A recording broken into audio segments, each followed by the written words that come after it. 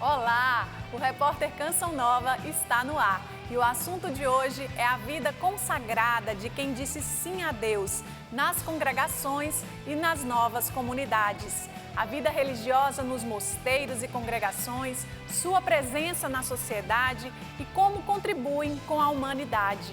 Uma nova primavera na igreja. Assim, São João Paulo II chamou as novas comunidades, nascidas após o Concílio Vaticano II.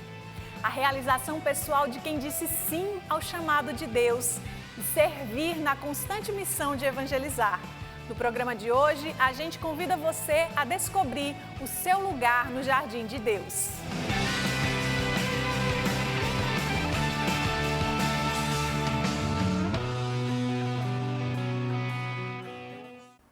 Algumas pessoas são chamadas a servir a igreja como leigos e outras como religiosos nas diversas ordens e congregações. Toda vocação cristã é, antes de mais nada, uma vocação ao seguimento de Jesus. A gente vê agora um pouco da vida religiosa dentro dos mosteiros e congregações, como elas contribuíram com a humanidade. Mas encontrei Cristo naquele encontro e ali o Padre Jonas, ele me acompanhou na confissão, num momento assim de grande abertura para Deus e no impacto mesmo, eu tive um impacto com Deus, foi um choque assim, muito grande para mim, eu travei com Deus, né? E quando eu saí dali, eu pensei comigo, quer dizer, eu não pensei, eu já fui. Eu tinha um costume, que algo que foi internalizado por conta do rock, é que eu não podia chorar, que demonstrava uma certa fraqueza. Então, aquilo me fez chorar, aquilo me fez tirar aquele peso que eu carregava dentro de mim. Essa experiência com Cristo foi comigo mesmo e com Cristo, me fez com que eu quisesse entrar na congregação e proporcionar também para outros a experiência consigo mesmo e com aquele que me fez deixar tudo para trás e olhar para frente.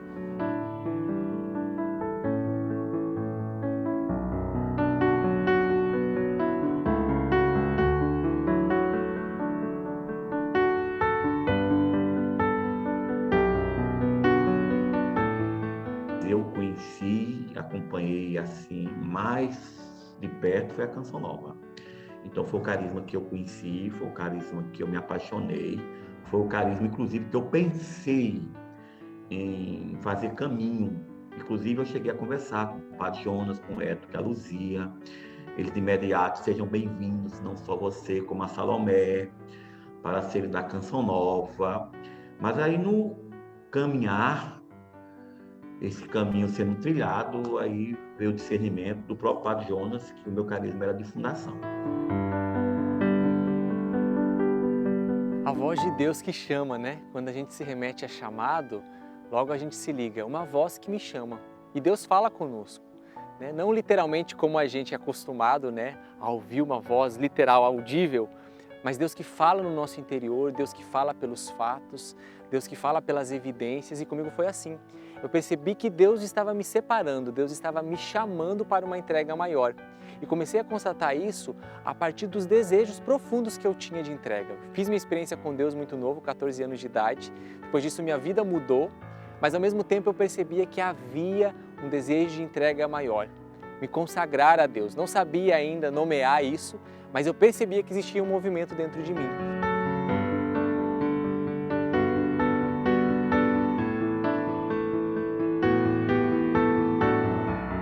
Pensava, por que eu demorei tanto para entrar? E por que ter medo do que é belo, né? E então, cada vez mais aumenta esse encanto, né? É bonito isso no mosteiro, que as pessoas pensam que a gente está preso aqui dentro. Como você consegue viver, né, aí dentro? E eu faço hoje essa experiência ao contrário, né? Às vezes eu preciso sair ir ao médico, alguma coisa, e não vejo a hora de voltar.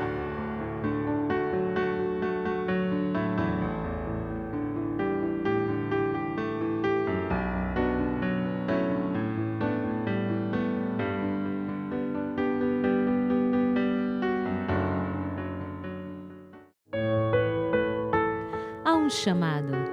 É preciso estar atento a essa voz. E ela chama, mas não é longe, ela está dentro.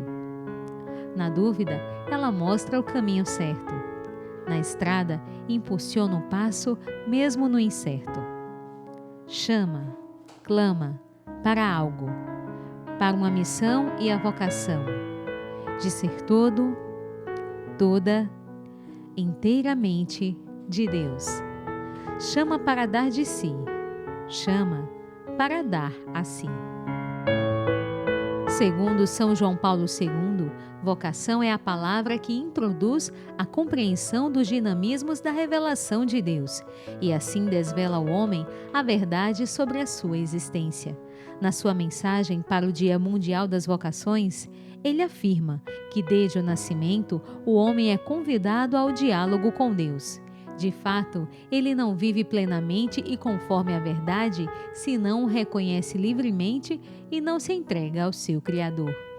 Em resposta ao desejo de entrega total a Deus, surgiram as congregações e ordens religiosas, em sua maioria nos primeiros séculos da era cristã.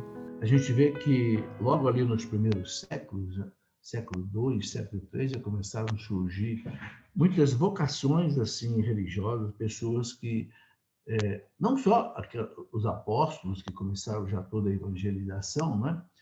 Mas muita gente começou já indo assim para uma vida de eremita, depois os cenóbios, que já ali vivendo conjunta nos desertos, né? Temos lá o famoso São Pacômio, Santo Antão. Praticamente eles deram início à vida eremítica, né? E que depois foi se transformando em mosteiros, né? E depois esses mosteiros cresceram muito, né? Começaram ali na época de Santo Agostinho, o próprio São Pacômio, Santo Antônio lá do deserto, e depois São Basílio Magno, que escreveu uma regra muito importante de mosteiros, Santo Agostinho também. E a coisa aflorou muito depois no Ocidente com São Bento, a partir dos anos 500. Além da evangelização, os monges deixaram uma contribuição muito grande em várias áreas durante a Idade Média. Os monges eles foram os grandes desenvolvedores da tecnologia, da arte, da música, da ciência, da construção, da astronomia, porque toda a cultura ficou na mão deles. Então não foi só a religião, também a cultura. As grandes construções, as grandes catedrais, as grandes basílicas da Idade Média surgiram muito pelas mãos desses monges, né? E agricultura, e pecuária, uma série de coisas eles desenvolveram, porque os bárbaros não tinham cultura, eram nômades. As ordens religiosas são diferentes das congregações, e isso se dá no modo de professar os votos evangélicos. Normalmente, uma congregação religiosa, eles professam, né, assim, de maneira mais simples, os votos evangélicos: pobreza, obediência e castidade, né? As congregações. Já as ordens religiosas, os monges, né, as monjas, eles professam assim a versão de uma maneira mais austera, né? Então, os seus estilos são diferentes, né? Os monges ou frades das ordens religiosas, eles podem ser leigos ou podem ser clérigos consagrados, né? E muitas vezes vivem em comunidades fechadas, outras também tipo mais abertas, né? A gente tem vários tipos de ordens religiosas, né? Por exemplo, tem as chamadas monásticas, né? Que são monges, ou então monjas que vivem assim clausuradas em mosteiros, né? Por exemplo, só para dar alguns exemplos, né? Os beneditinos, os basilianos, camaldulenses, né? Capuchinhos, cartuchos, os Filhos de Maria Imaculada, Congregação dos Irmãos dos Pobres de São Francisco, Congregação dos Religiosos de São Vicente de Paulo, Congregação dos Irmãos Vicentinos, Congregação dos Irmãos de São Francisco Xavier, congregação dos salesianos, congregação das angélicas, há uma certa diferença. Normalmente, os das ordens religiosas, como beneditinos, usam um hábito, né, que normalmente as outras congregações não necessariamente usam. Segundo a Conferência dos Religiosos do Brasil, no país há 391 institutos religiosos e sociedades de vida apostólica. 304 são de direito pontifício e 76 de direito diocesano. Dentre eles, a Ordem do Carmo, nascida nos primeiros séculos, no Monte Carmelo, em Israel. No interior de São Paulo, a cidade de Aparecida abriga o Carmelo Santa Terezinha, uma das casas da ordem que se espalhou por todo o mundo. A missão do Carmelo é a vida de oração e de imolação pela igreja e pelas almas, principalmente pelos padres, pelos sacerdotes. Então, o Carmelo, ele tem a missão de estar muito inserido na igreja local e de ser um lugar em que possa haver uma forte intercessão por aquela igreja local, mas não só local, a igreja universal. Então, as intenções do Papa, as missões, tudo aquilo que a igreja necessita faz parte da nossa oração. A nossa oração é a nossa imolação, a nossa entrega de vida. Madre Teresa de Jesus sentiu desde cedo o desejo de ajudar os mais necessitados. O anseio viria a amadurecer mais tarde e se tornar uma vocação carmelita. Eu lembro que eu assisti um jornal, a África estava passando fome, como até hoje, né? E falei, quando eu crescer eu vou para lá trabalhar como missionária. Aquilo amadureceu dentro de mim. Só que quando eu fiquei adolescente, eu li História de uma Alma de Santa Terezinha. E a parte da oração, do silêncio, da solidão, aquilo mexeu muito comigo. Então eu procurei entrar em contato com o Carmelo. Os meus pais vinham todos os anos para Aparecida e teve um ano que eu não vim.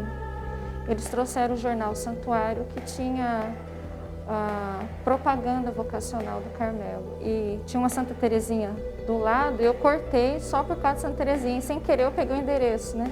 Então, quando eu me interessei pelo Carmelo, o primeiro endereço que eu vi foi lá. Aí eu escrevi uma carta. Então, foi quando eu conheci o Carmelo e fiz uma primeira visita e comecei um acompanhamento de um ano, que durou 1 ano e 7 meses. Depois eu fiz uma experiência de 3 meses, retornei para casa, fiquei 2 meses em casa e voltei já como postulante. É ano de 2021, mas as carmelitas seguem as mesmas regras desde a fundação da ordem no século XVI. Vivem sob os votos de pobreza, castidade e obediência. Até mesmo a clausura não mudou. São as grades que não prendem, mas que mostram o sentido da verdadeira liberdade. Vida de plena entrega, fraternidade, atividades e espiritualidade. Tudo isso com muita disciplina. E essa rotina que combina tão bem oração e trabalho não está presente apenas em algumas ordens. Na verdade, ela tem sua origem no século V depois de Cristo. O Ora et Labora, inspirado a São Bento, tornou-se modelo para muitas congregações e comunidades de vida. Vida de austeridade e silêncio. Nesse lugar de tanta calmaria, a espiritualidade começa com a liturgia das horas, bem cedo, com o raiar do sol. Nós nos acordamos muito cedo, às 4h15, às 4h40 rezamos, cantamos o ofício das vigílias.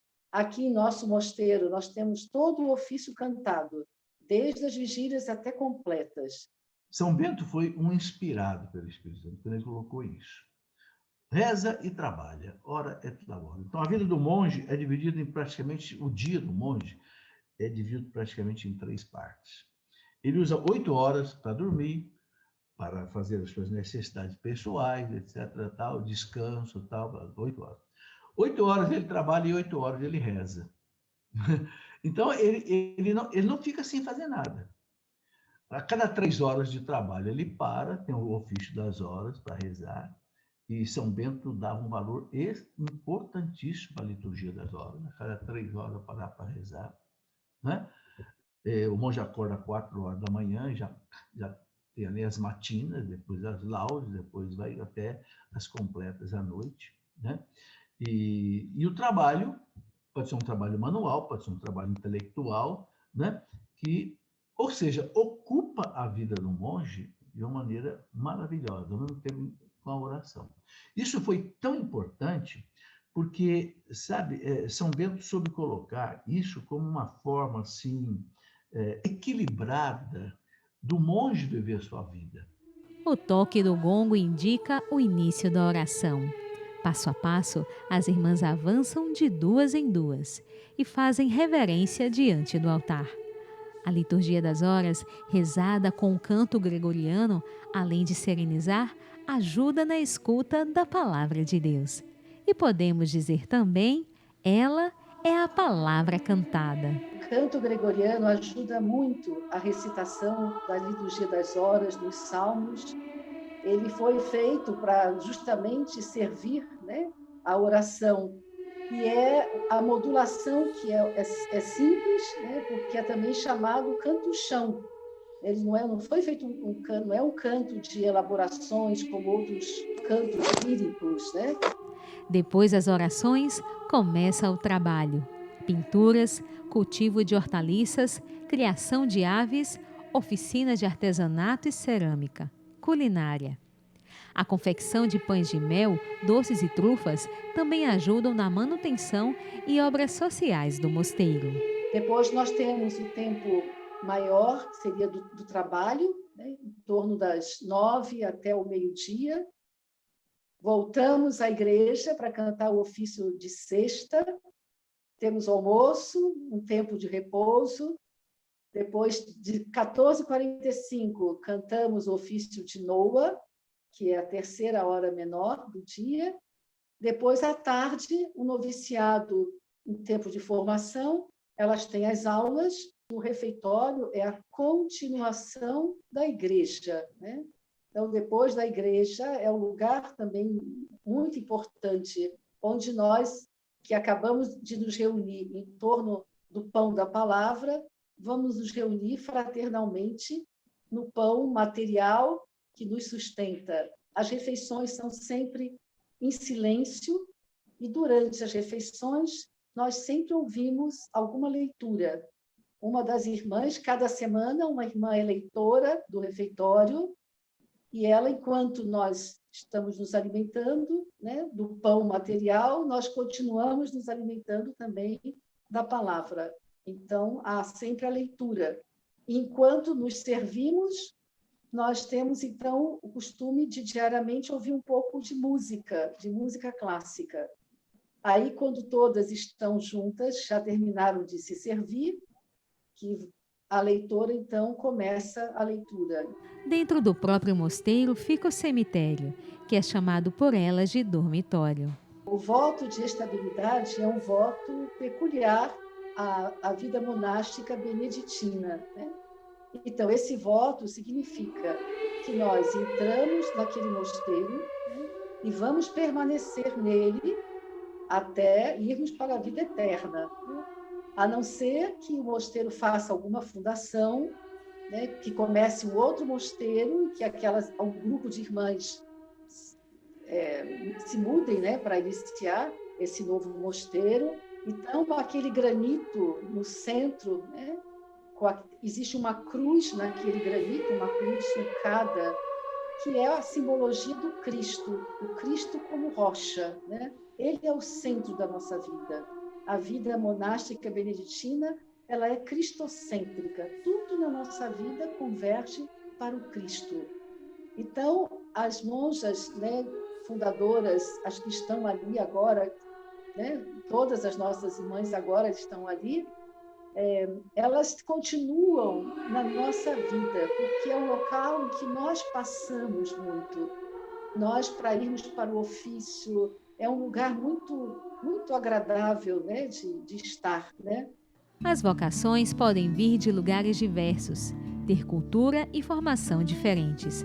Mas quando o carisma e o serviço é um só, a unidade e a missão acontecem. A resposta a esse chamado é pessoal.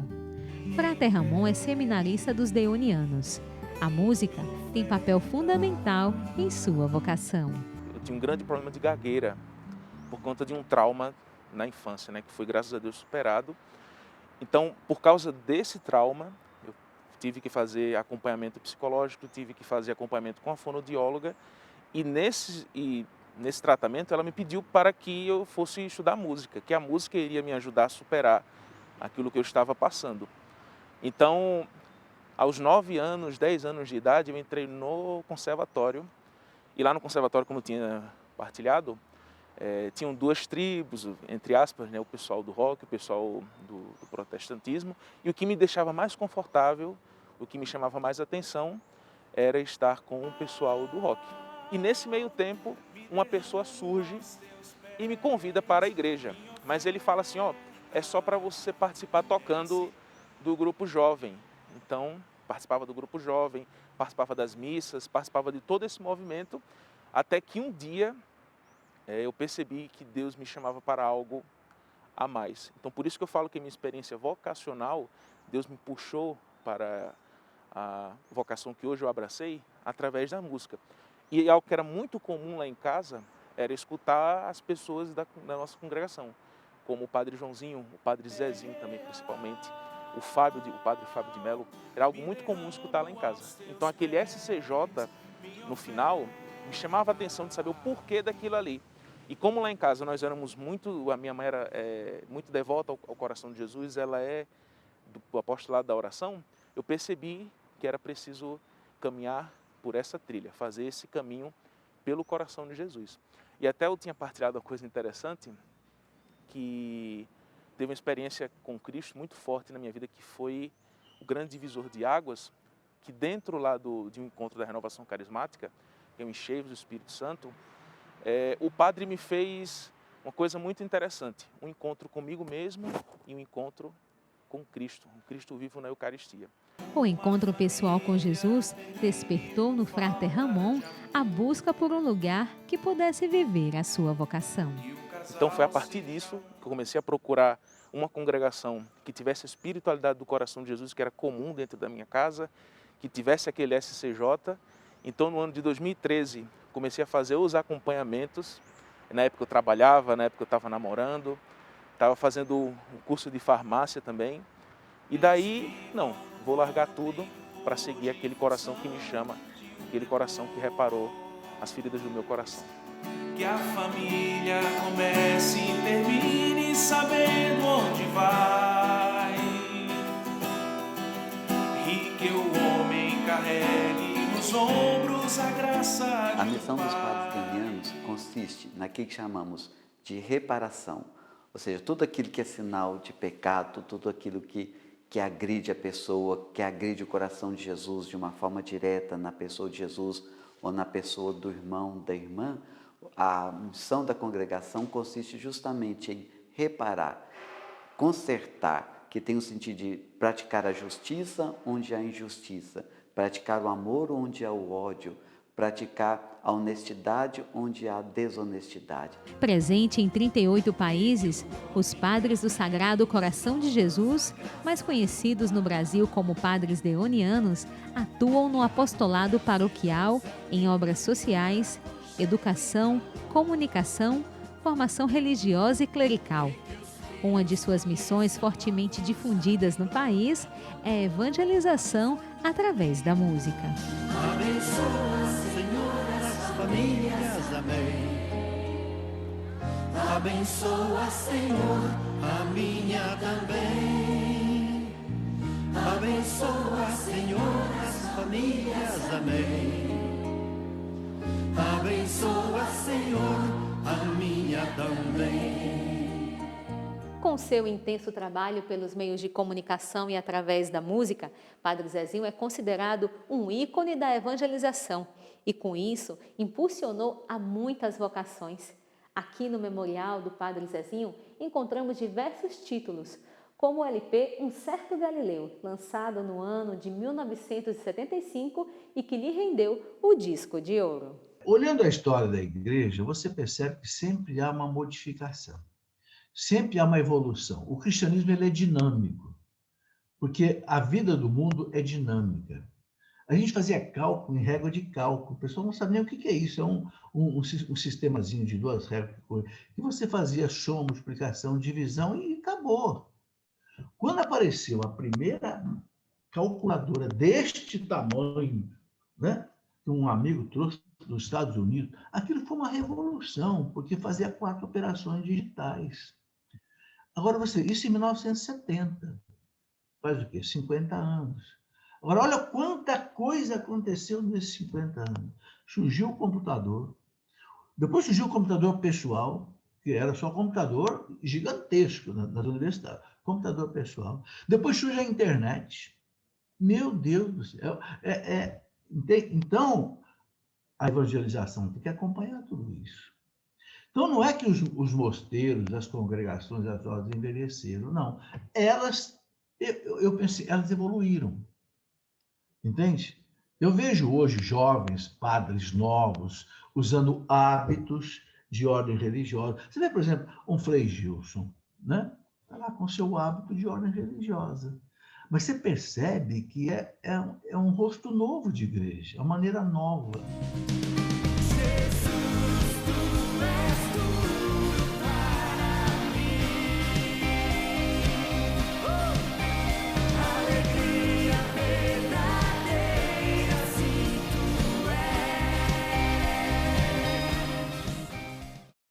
A gente tem um intervalo agora, mas logo depois você verá o surgimento de vocações e novas comunidades que nasceram da ação do Espírito Santo. Uma nova primavera na igreja. É rapidinho, eu já volto.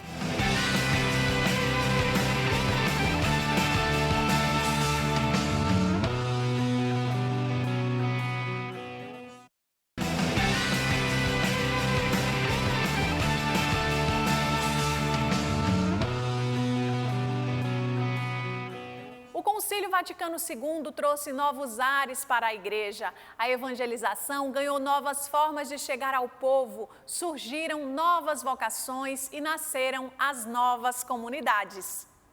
Os ares do Concílio Vaticano II favoreceram o surgimento de novas formas de vida evangélica. As novas comunidades começaram a surgir na década de 70 na França e nos Estados Unidos, tornando-se um fenômeno mundial.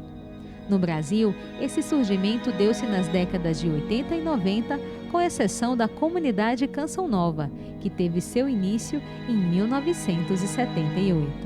Eu creio que esse derramamento do Espírito Santo que vem acontecendo nos últimos tempos de forma tão profusa, de forma tão abundante, vem exatamente de encontro ao que o mundo hoje necessita. O mundo necessita de uma experiência de Deus. O mundo necessita de uma experiência do amor profundo de Deus. E o Espírito Santo sopra onde quer e como Ele quer. São Boaventura dizia que o Espírito Santo vem onde Ele é amado, onde Ele é convidado e onde Ele é invocado. Então, onde existe um grupo de pessoas clamando, vem Espírito Santo, Ele sopra da maneira que Ele deseja e faz essa beleza, essa criatividade toda se tornar vida através de inúmeros carismas que vão surgindo realmente pela graça do Espírito. Aproveito para dizer isso daqui. As pessoas que não entenderam o Concílio Vaticano II e que criticam o Concílio Vaticano II, achando que o Concílio Vaticano II foi ruim para a igreja, foi uma maravilha para a igreja. Todos os papas subsequentes ao Concílio Vaticano II, João XXIII, Paulo VI, João Paulo I, João Paulo II, Bento XVI, todos eles elogiaram e viveram os seus pontificados à luz do Concílio Vaticano II. Aí você, de repente, encontra na internet gente malhando o Concílio Vaticano II. Malhando até o Papa atual. Pelo amor de Deus. Quer dizer, então, será que nós não acreditamos mais que o Espírito Santo guia e assiste a igreja? Movimento é um termo proveniente do latim, movere, e significa mover. Eclesial remete à eclésia, também do latim igreja. Os movimentos eclesiais e as novas comunidades vieram em resposta ao crescente desafio da evangelização no mundo contemporâneo. A igreja passou por uma renovação e isso inclui as vocações. O Espírito Santo ele vai suscitando na igreja um modo de viver mais adequado para a evangelização. Não pode mais a ordem religiosa, a congregação, viver como era lá no meu tempo. Você tem ideia, eu, por exemplo, quando eu era menino, eu estudei no Colégio São Joaquim, aqui em Lorena, salesiano. Como é que era? Os professores eram só padres. Leigos não podiam pregar, era proibido o leigo pregar. O leigo começou a pregar só depois do Concílio Vaticano II. E aí você vê que depois do Concílio Vaticano II, depois de 65, é que surgiram o quê? Os movimentos de jovens, os encontros de casais, os cursinhos de cristandade, renovação carismática. Eu tinha 23 anos, eu vinha de uma viuvez, com 40 dias de casados, assim, muito angustiada, muito deprimida, muito sem objetivo, e me convidaram para fazer esse encontro de jovens. Aliás, enviaram para o Padre Jonas, que trabalhava com jovens no São Joaquim, Lorena, salesianos, um bilhetinho para que ele me encaixasse no encontro de jovens. E ali ele me encaminhou para o Júlio Brebal, e logo em seguida, menos de um mês, me colocaram para fazer um retiro de 1 dia e meio, e ali foi a minha grande conversão. Eu já comecei a participar de grupo de jovens.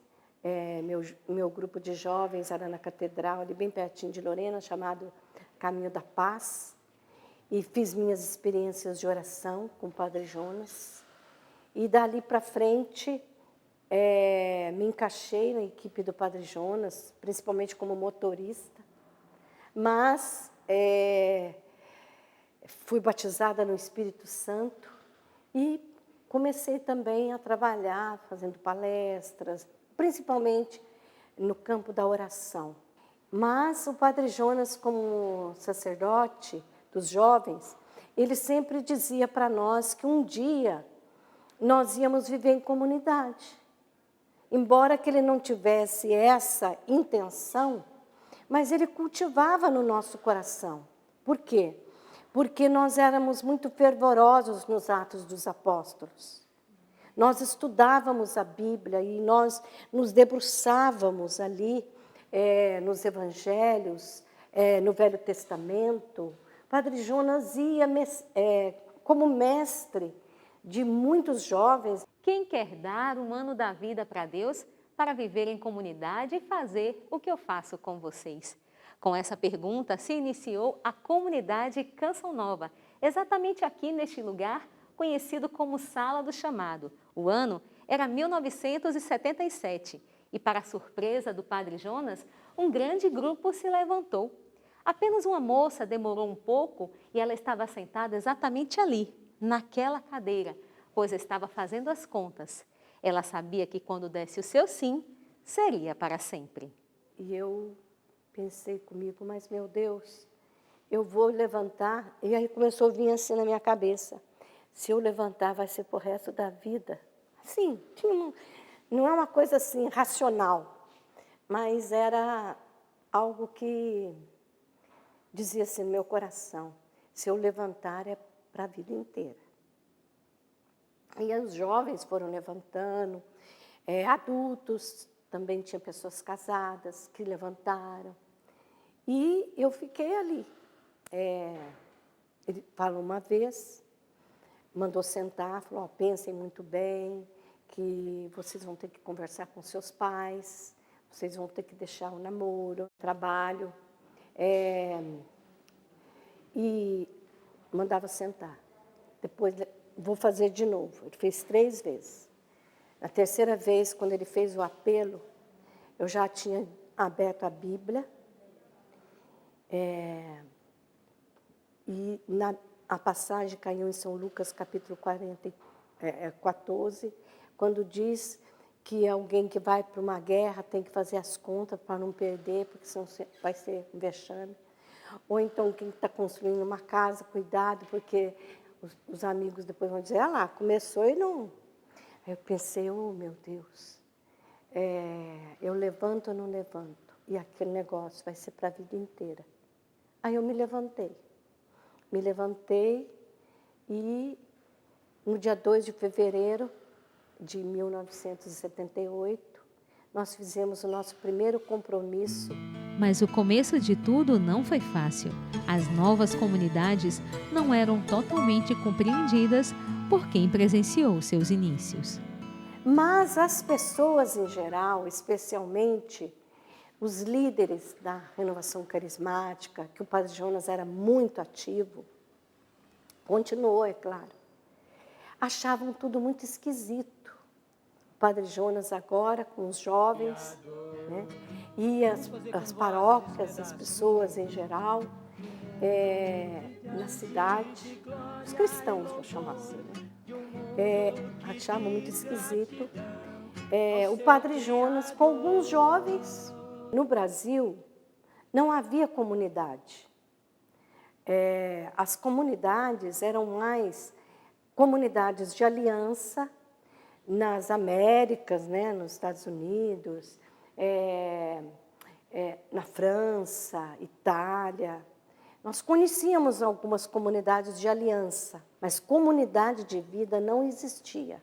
Mas quando eu entrei, tudo era novidade para a igreja como os bispos, com os padres, era novidade para a sociedade. Essa realidade de vida, dos estados de vida, viverem juntos, não era bem aceito, ou quase não éramos aceitos. Então, a comunidade, no início, ela também passou por isso. Essa questão de não aceitação, ou dificuldade de ser aceita pelos diversos estados de vida, praticamente morando sob o mesmo teto. Não foi fácil. Assim como os primeiros cristãos, as novas comunidades iniciadas traziam a presença e ação do Espírito Santo em sua formação. Em meio ao diverso, o Espírito de Deus é a fonte de unidade e ação e move as novas comunidades à vivência do Evangelho. E ele estava no meio de nós, porque ele demonstrava pela palavra, ele demonstrava pela providência. Nós não tínhamos nada em casa.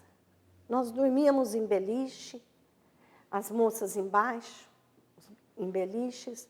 O Padre Jonas, que tinha o seu quarto na congregação, foi para a parte superior da casa, dormindo ali com os jovens, até em colchões, não tinha nem cama. Mas não nos faltava nada. Quando havia a Eucaristia, que o Padre Jonas celebrava para nós, e na celebração ele nos discipulava, quando nós chegávamos para fazer o almoço, geralmente a Eucaristia era umas 2 horas, porque nós partilhávamos a palavra ali juntos.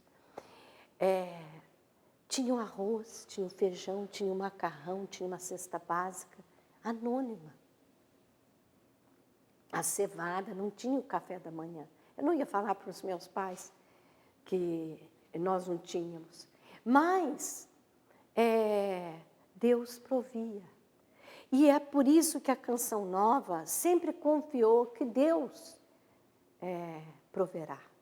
Além do amor e reverência filial à Igreja, através da obediência ao Papa e bispos e da fidelidade à doutrina católica, as novas comunidades trazem cada qual um carisma próprio e bem definido. Como a comunidade Canção Nova, que tem como missão preparar um povo bem disposto para a segunda vinda do Senhor. E atua principalmente através da evangelização, através dos meios de comunicação, rádio, TV, internet e também encontros de evangelização. Nós não vivemos para nós vivemos para o povo e nós temos uma expectativa grande, por isso que o carisma Canção Nova, ele vai muito longe. Sabe por quê? Porque nós estamos no aguardo do Senhor que vem. Ele sempre nos pediu, vigiai e orai. Entrai em vigilância como as virgens prudentes. Então, é sempre um converter-se. Encher a lâmpada de azeite, de óleo. A primeira consagração de vida dentro da vocação Shalom foi feita pelo próprio fundador Moisés, aos pés do Papa João Paulo II, onde ele leu uma carta. Para Carmadélio, um dos primeiros membros da comunidade Shalom, este é um dos momentos de grande valor histórico para o carisma. E o Moisés, ele fala que ele não sabia o que dizer, o que é que eu vou dar para um papa, né? E o Dom Aloysio Lorscheider, né, disse para ele, reze, Deus vai lhe falar. E aí, quando ele foi rezar, Deus disse para ele que ele deveria oferecer a vida dele. E foi isso que ele fez. Então, ele fez uma carta, né? Infelizmente, nós perdemos esta carta, tem um valor histórico para nós assim espetacular, mas nós não a temos mais, infelizmente. Ele escreveu esta carta, mas no vídeo que tem, um vídeo histórico de resgate deste momento, a gente veio entregando nas mãos do Papa João Paulo II esta carta. E nessa carta ele se consagra a vida dele para a evangelização dos jovens, né? De maneira muito específica, ele cita isso. E estava lá, inclusive, representando os jovens. Então, os jovens têm assim, um grande peso dentro do carisma, né? Dentro da vocação Shalom, e é prioridade em tudo aquilo que nós fazemos. Por exemplo, no nosso planejamento estratégico, todas as casas nossas têm que ter pelo menos 50% dos seus membros e participantes de jovens, porque faz parte do nosso carisma esse chamado a evangelização dos jovens, né? Isso permite a vocação também ser continuamente renovada. Então, a vocação Shalom, na realidade, o nome Shalom significa paz, né? A gente sabe que no Antigo Testamento a expressão Shalom era dita no sentido de desejar paz, que não é apenas assim como a gente deseja, paz para você, fique bem, mas a paz para o hebreu, para o judeu, era algo muito mais profundo do que um bem-estar passageiro. Era toda sorte de bênçãos e de graças divinas na vida daquela pessoa. O carisma da comunidade Obra de Maria, com sede em Recife, Pernambuco, tem como chamado evangelizar de todas as formas com alegria. A comunidade, desde o começo, no início, as pessoas diziam isso, mas vocês são diferentes, tudo que vocês fazem, as peregrinações, o trabalho de evangelização, seja no campo social, vocês fazem com muita alegria. Aí que surgiu, servimos ao Senhor de todas as formas, com alegria. Por isso que a Obra de Maria ela não faz uma única coisa. Mesmo carisma não fazendo uma só coisa, por exemplo, tem carisma que trabalha mais com o hospital ou mais com a evangelização, mas eles não fazem só isso. Mas a comunidade realmente, desde o trabalho de peregrinações, é muito intenso, mas no campo de pastoral, de experiência de orações, de retiro.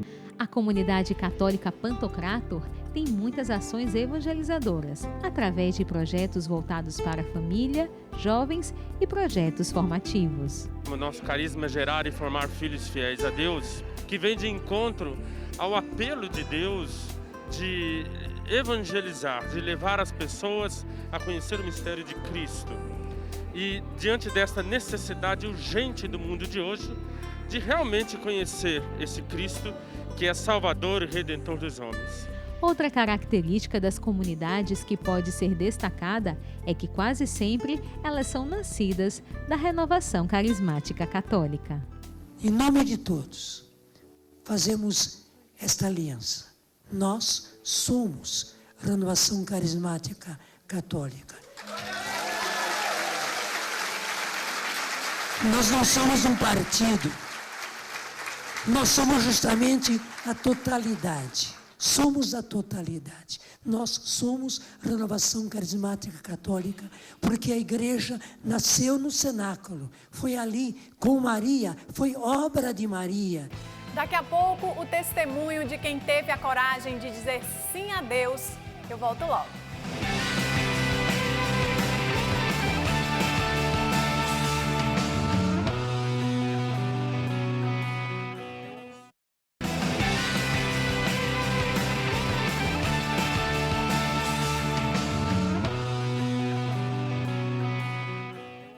Como testemunhas da ação do Espírito Santo, as novas comunidades foram consideradas por muitos uma nova primavera na igreja. Neste último bloco, a gente vê esse novo rosto da evangelização e o testemunho de jovens que disseram sim ao chamado de Deus. A presença de todos os estados e realidades de vida, homens e mulheres, sacerdotes, casais, solteiros e celibatários nas novas comunidades é testemunho em resposta ao mundo tão contrário à sadia convivência. Então nós começamos a ser trabalhados nos nossos defeitos, as nossas virtudes vêm para fora e aquele espírito de Pentecostes acontece. Eles viviam juntos como uma só alma e um só coração. Então não havia essa malícia que muitas vezes há quando num agrupamento humano, de pensar, de desejar, de fazer. Não, nós somos pessoas humanas. Nós temos os nossos desejos, nós temos a nossa sexualidade, a nossa afetividade. Mas Deus colocou no nosso coração como que um escudo, uma espontaneidade. Eu não vou dizer escudo, senão fica muito forte. Mas uma simplicidade, como Clara e Francisco. A gente sabe que as comunidades novas, elas têm características que são comuns a todas elas, né?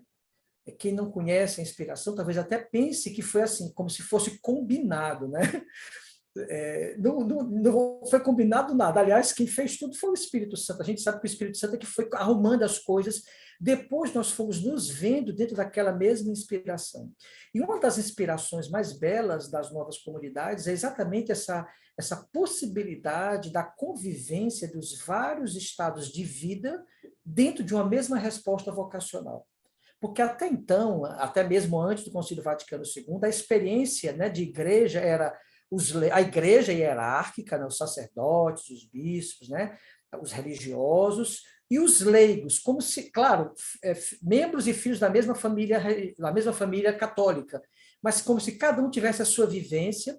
E o Concílio Vaticano II ampliou esse entendimento, mostrando que todos nós leigos, também éramos chamados à santidade. Eu creio que para as novas comunidades, a sadia convivência, ela é realmente a pérola para as comunidades. Essas comunidades novas, elas são muito parecidas. Elas não são idênticas, porque cada uma tem sua vida própria, tem o seu carisma próprio, tem seu chamado próprio. O carisma é uma semente, ele é um grão. E os grãos, eles são diferentes, né? Um grão de arroz, um grão de mostarda, um grão de feijão, um grão de milho. Eles são diferentes, mas são grão. E o carisma é uma semente. Então, eles são muito parecidos. A beleza do carisma nas novas comunidades se revelam nos estados de vida. Cresça no carisma, cresça no sacerdócio. Se assim você o fizer, você será um bom padre. Comunidade de vida, para mim, é realmente essa entrega total, em tudo. Nos meus planos, das minhas perspectivas de futuro, das perspectivas de vida do futuro da minha família, das minhas filhas, de onde nós vamos estar. Essa entrega total, é esse perder tudo concretamente em cada situação do nosso dia a dia. A minha maior alegria de ser consagrada é saber que a minha vida está nas mãos de Deus. Que Ele cuida de mim, que eu sou filha, que Ele cuida do meu esposo, que Ele cuida das nossas filhas. Estou muito feliz de viver assim. O celibato está acima do matrimônio. Não, pelo contrário, são estados complementares. Mas existe uma missão específica para o celibatário, sinalizar e lembrar o homem nessa terra de que a nossa vida não termina aqui e de que existe um plano superior, um plano maior que nos aguarda, e é por isso que vale a pena investir minha vida, abrir mão de me casar, né, no meu caso de sendo um celibatário, abrir mão do casamento por esse plano maior. Então Deus escolhe alguns que não são melhores nem piores, mas com um chamado específico de entrega total para sinalizar e para lembrar a humanidade de que a nossa vida aqui nessa terra é muito boa, precisa ser bem vivida, porém que eu não posso me esquecer de que existe a eternidade. E é por isso que aí São João Paulo II, de maneira tão feliz, vai dizer que lá no céu nós viveremos, né, nesse estado, porque ali nós vamos ser plenificados em Deus. Os sacramentos são para esse tempo. Na eternidade não haverá mais sacramentos, né? Lá nós seremos todos em Deus, né? Seremos os filhos ali unidos nesse amor eterno de Deus. Hoje, enquanto solteiro, eu vou colhendo aquilo que é os frutos da minha vida de oração, da minha intimidade com Deus, daquilo que é a minha própria missão dentro do carisma, né? Então, hoje eu olho para a minha vida e digo, é uma vida que eu posso, de fato, doar inteiramente para Deus na minha condição que hoje eu estou como solteiro, né? Como você falou, não é um processo definido, não.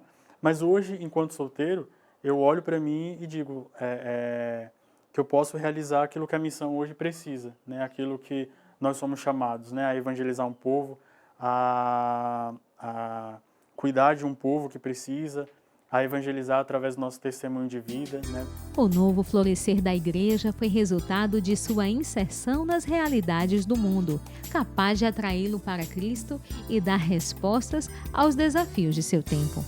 Em 1998, na vigília de Pentecostes, o Papa João Paulo II chamou os movimentos eclesiais e as novas comunidades de providencial resposta do Espírito.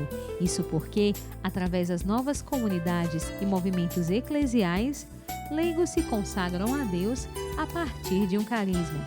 E sob o dom desse carisma, vivem um batismo de forma autêntica. Nós vivemos num tempo hoje que, se a religião não for vivida com profundidade,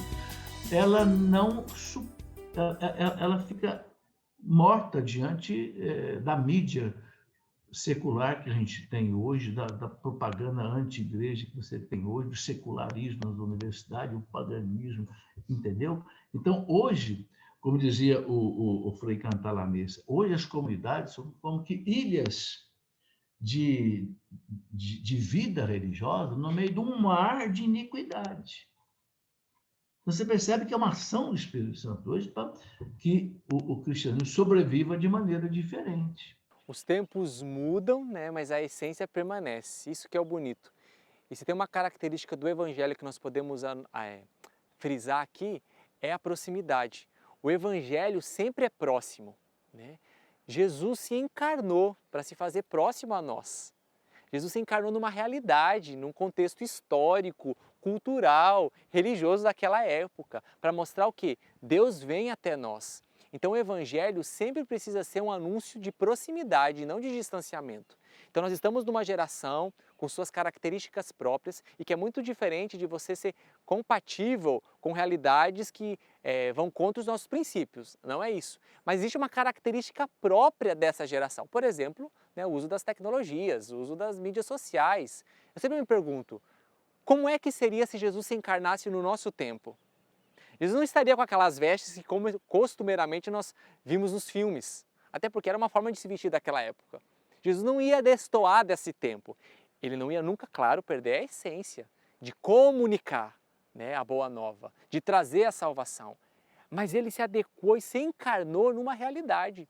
Então eu percebo que o Evangelho ele tem essa capacidade de se adequar a todas as realidades sem nunca perder a sua essência, né? Porque existem os princípios do Evangelho que são inegociáveis, que nós nunca vamos abrir mão. O Evangelho tem a sua essência muito clara, muito evidente, mas a forma como eu chego até essa geração, isso difere, isso muda, mas a eficácia é sempre a mesma. Jesus será sempre o mesmo, a boa nova será sempre a mesma, a salvação que Jesus conquistou para nós continua a mesma, mas a maneira como eu comunico e eu chego, isso difere. E seria até um pecado nós não nos utilizarmos daquilo que é próprio hoje para chegarmos até as pessoas. Qualquer vocação, ela é sempre uma resposta a necessidades da própria igreja. O Espírito Santo inspira o surgimento de vocações, né, das suas mais variadas formas, para que sejam respostas às necessidades concretas que a igreja passa naquele momento histórico.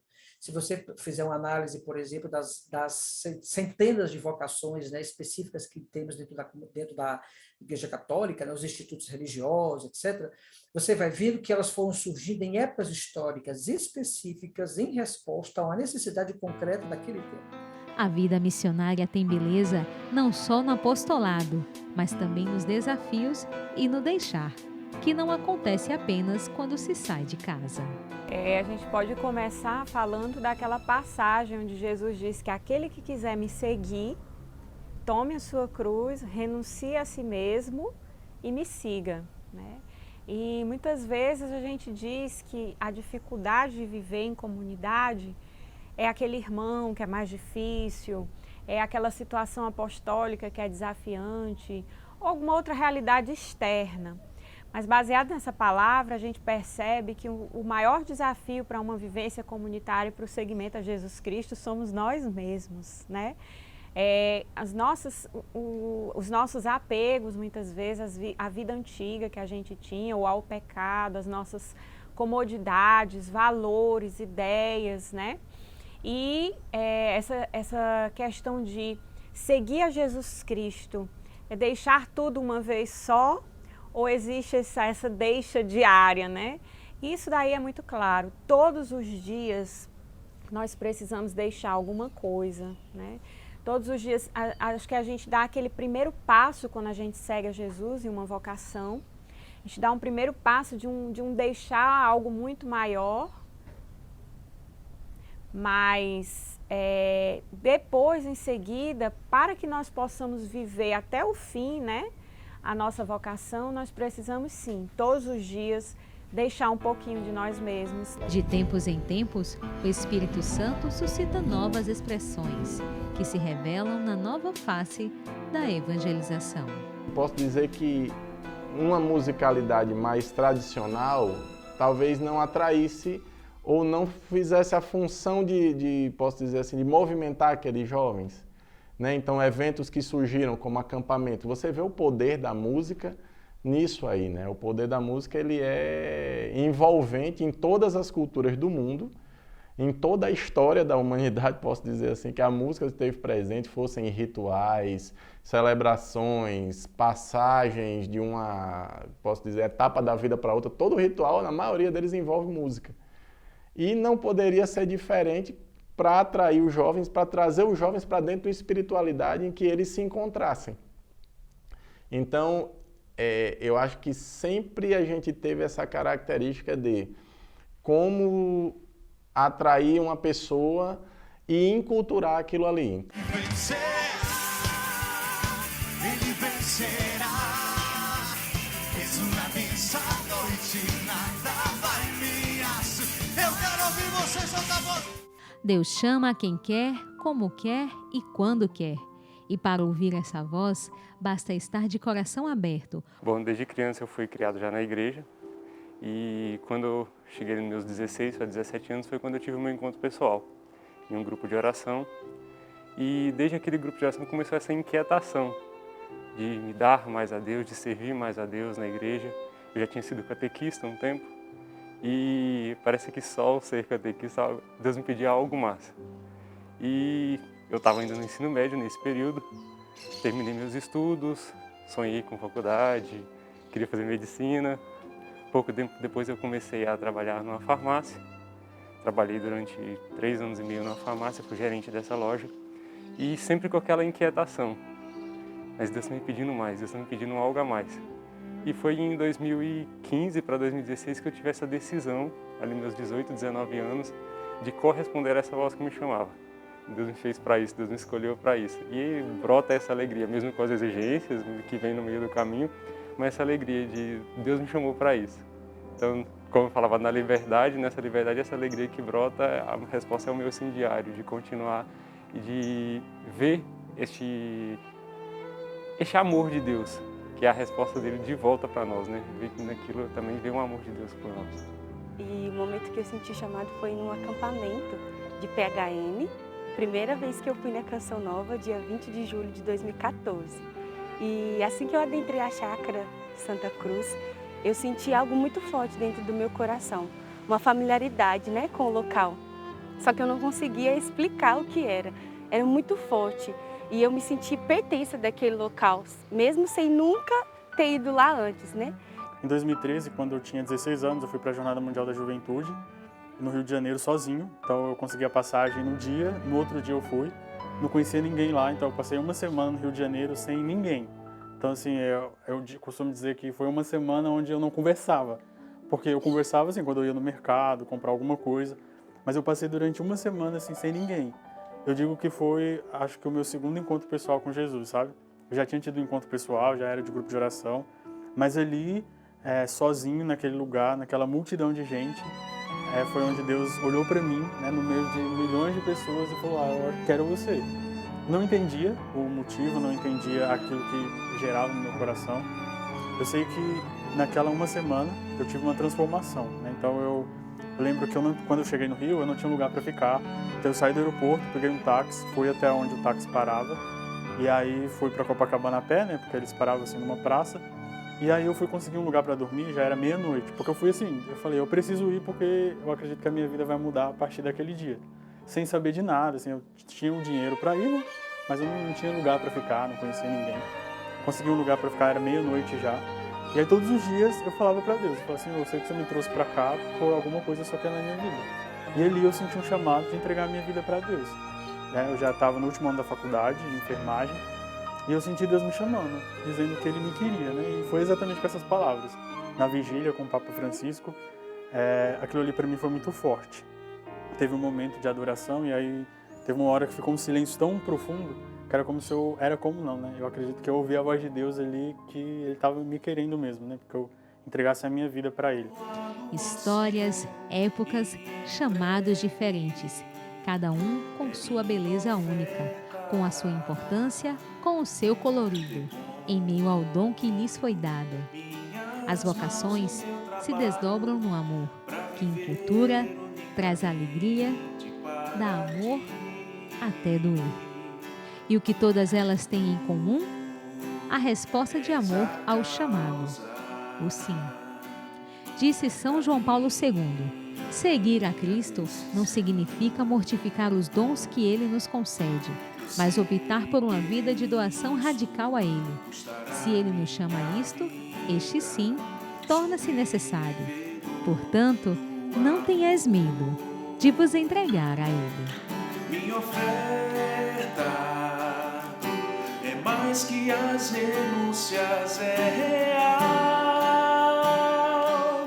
Me derramo aos teus pés. Minha oferta é aceitar que tudo está em tuas mãos. A verdade do meu coração. A verdade do meu coração. Que o programa de hoje tenha te levado a pensar seu lugar na igreja. Seja você homem, mulher, casado, solteiro ou viúvo, encontre o seu lugar no Jardim do Céu, através das congregações ou das novas comunidades. Faça um retiro vocacional. Nosso endereço nas redes sociais é vocacionalcn e o nosso e-mail vocacional@comunidadecançãonova.com. É feliz quem realiza a sua vocação. Eu fico por aqui e até o próximo programa.